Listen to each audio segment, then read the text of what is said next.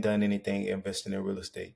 Now in this video, I'm going to break down the basics of a purchase and sales agreement, how to fill it out, and once again, disclaimer for myself, I'm not a lawyer, so seek your own legal terms in your current market for doing these deals. And that'll be easily accessible as something like a title company.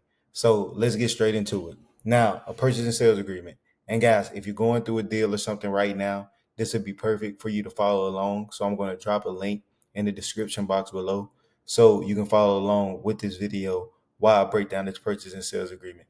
And I think for myself, it's also much more powerful when you're learning something and you're able to do the action at the same time. So even if you don't have a deal in the pipeline, just click the link below and you can follow along too.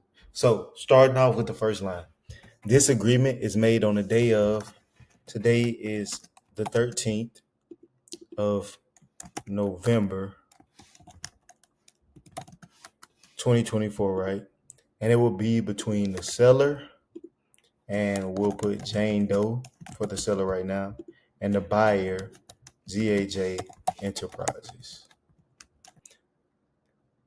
Now, once we look at the next line in this contract, we have the seller agrees to sell and the buyer agrees to buy the following described real property together with all improvements and fixtures in the personal property described below.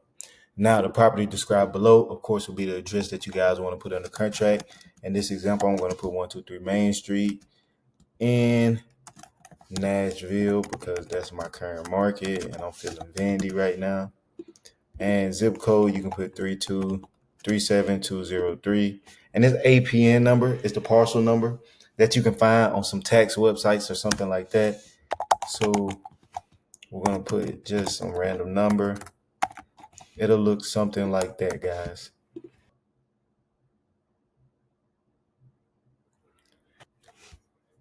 Now, after you fill in the parcel number, next is putting in what you're purchasing the property for. And you're going to negotiate your deposit at the time before the contract. Now, I want people to understand that the contract is a contract and negotiation is negotiation. You're not negotiating with the contract. With that being said, leave the contracts in the car. Don't bring them on the first time when you're going on visits to look at the property or going on tours, because it kind of rattles the seller to think like you don't even know this person and you're already prepared to buy their house. You know, you got to build rapport before you go in and just offer a price. Now, about the deposit. Majority of the time, the deposit is going to be 10% of the purchase price, but this can be negotiated because most sellers don't know the traditional rules of real estate investing. So you can go in for as little as $0 if you're very savvy. But if you just want to have a binding agreement with the title company, I would suggest you put in $100. Now, if we're going to, in this example, we're going to buy the property for $100,000. Once again, guys, just reminding you, we don't have to have $100,000. We just have the rights to buy the property for $100,000. So at the title company, the total purchase price is going to be $99,900 for us to buy this property, right? So we have to find somebody in the next 30 days that can beat that price on top of us. Once again, the earnest money needs to be deposited to the title company within 48 hours to have this legal binding agreement. So what's the acceptance of the offer? Simply put, it's when both signatures are signed on the contract, and we're going to say, who is this money going to be deposited with? That's going to be a title company. So it's going to be a name like Blue Ocean Title. Now, when we're looking at this contract, we're talking about prorations, impounds, and security deposits. To get at a more in-depth understanding, simply put, is if somebody owes taxes that year for the year 2024, and it's a $1,200 tax bill, and you sell the property 6 months into that tax bill, then the seller is just going to pay the proration of what that tax is owed on that property, which would be $600. Now, the closing date is going to be 30 days from the time of purchase. So if we have the contract here on the 13th day of November, then our closing date is going to be on the 13th of December. And closing will be held at Blue Ocean Title Company. Now, everything else in here is just making sure we have a free and clear title for our title company. Free and clear means there's no liens or nothing owed against the property. And what I like to do is have the seller and the buyer initial on both page. Damages to the property. In this column in line 4, all is stating that the way the property was when you seen it is the way the property is going to be at the time of closing.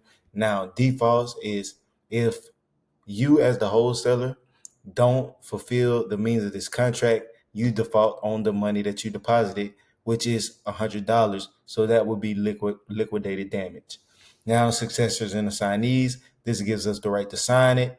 Access is us advertising the property and being able to show people. And one thing I want to put about these contracts, guys, when we're dealing with a motivated seller, they want it to be the most simplest and clear way of doing the contract. The only reason that when people put their properties on market that you have these long 30-page contracts is because the lawyers and the realtors want to protect their best interests. But if it's just two individuals or two parties doing a purchase and sales agreement between real estate, it can be something as simple as 2 days. Now, we're making sure in line 8 that they know this contract is assignable. And in the inspection period, if you're a newbie, I would suggest you do 30 days. But if you've been in the industry for a minute or you kind of understand the foundation of real estate, you know that the average timeline for somebody to do an inspection is 10 to 15 days. So I'm going to let you read this line 9 for yourself and keep it here for a minute, and then we'll get in line 10 for the additional terms.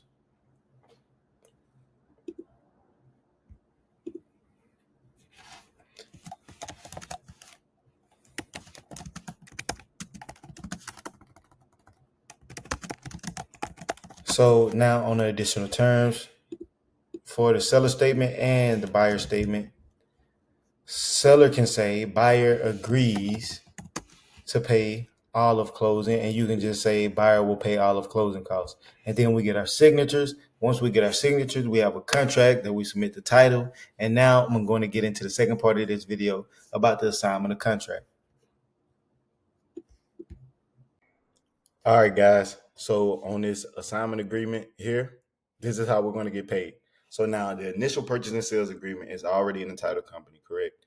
Now, once we're doing this assignment agreement, we're going to say this agreement is the assigner, which is you, which would be whatever your company is.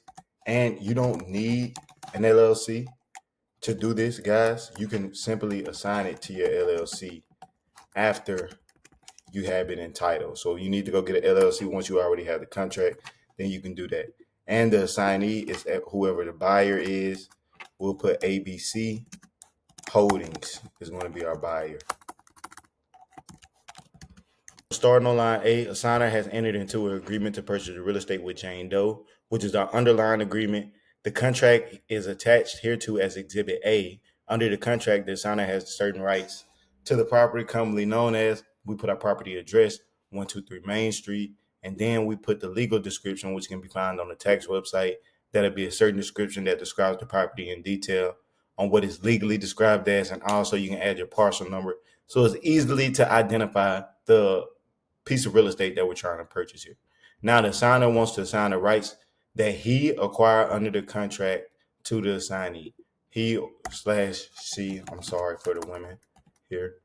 Now for the terms and conditions. The party agrees to the following terms and conditions. Assigner assigns all the rights that he acquired under the contracts to assignee. Assignee accepts all the terms under the underlying agreement that we have. And for here, I already have some of these numbers in. So assignee will deliver the assigner a cashier's check or money wire as a deposit in the amount of $5,000. So this is going to be our deposit amount from our cash buyer. So the person that's working with us. Remember, guys, we're putting down $100 in escrow for the contract to be secured. But when we go to our buyers, we're going to get a $5,000 deposit from them in order to secure that they are going to follow through on their agreement. So the title company is going to handle this. They're going to wire the $5,000 to Blue Ocean. And our first underlying agreement is in paragraph 3, which is our deposit. So at the closing, assigner will receive a total of $20,000 in assignment fees. Of course, guys, we want to let our buyers know that we are getting paid.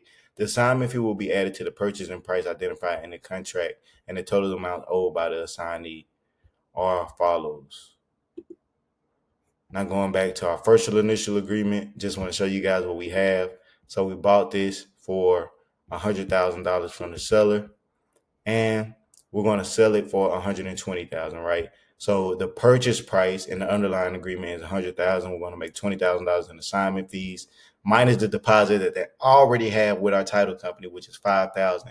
So the total due at closing by the assignee is going to be $115,000. If that makes sense, guys, you can go back over it. Once again, underlying contract that we have, we told the seller we're going to buy it for 100,000.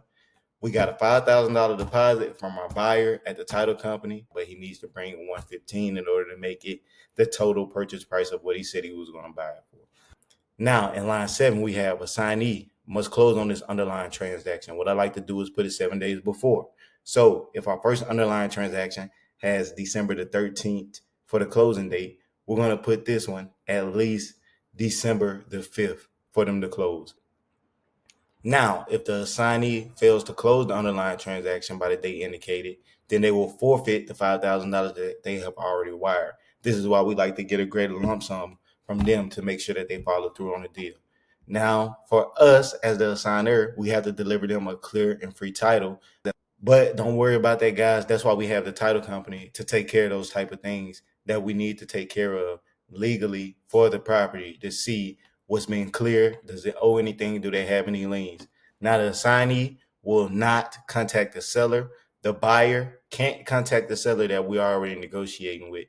Assignee agrees to communicate solely through us, which is the assigner. And the assigner, which is us, may renegotiate the deal in the online transaction at any time. Guys, I've done this a few times before where I've made an extra $5,000-$10,000 on the deal because I was able to go back and renegotiate my underlying price once I knew what a buyer would buy. Now, guys, in line 13, we want to protect ourselves. So assigner makes no representation of the property conditions. This includes permitting major structures, functions. So basically what this line is saying is they're buying a property. They already seen it. They already did their inspection, and they're going to follow through on their agreement. The agreement is null and void if a deposit of $5,000 is not received on, I like to do this 48 hours between the underlying date that we have in the transaction. So, or when we get a signature from them. So let's say if we got the underlying transaction on the 13th and we find this guy on the 20th of November, what we want to do is, hey, on the 22nd of November, if you don't have $5,000 down in title, then you don't have this house to purchase. And after that, guys, we get our dates, our times, and our signatures and sign. And then that's pretty much it, man. The title company will let you know if you need to add any more addendums or anything additional to it, or if they need any other signatures. Once again, guys, again, in conclusion, just a disclaimer for myself. I'm not an attorney or a lawyer, but these contracts have worked for me at my local title companies. What you should do is take this paperwork, go to a local title company and say, hey, is there anything about this agreement that I need to change or add to make it sound for me to wholesale real estate in this market? And once you do that, then let me know. If you have any questions, please comment, subscribe, like the video. Appreciate you guys tapping in. Property Profit Groups, man, turn me up.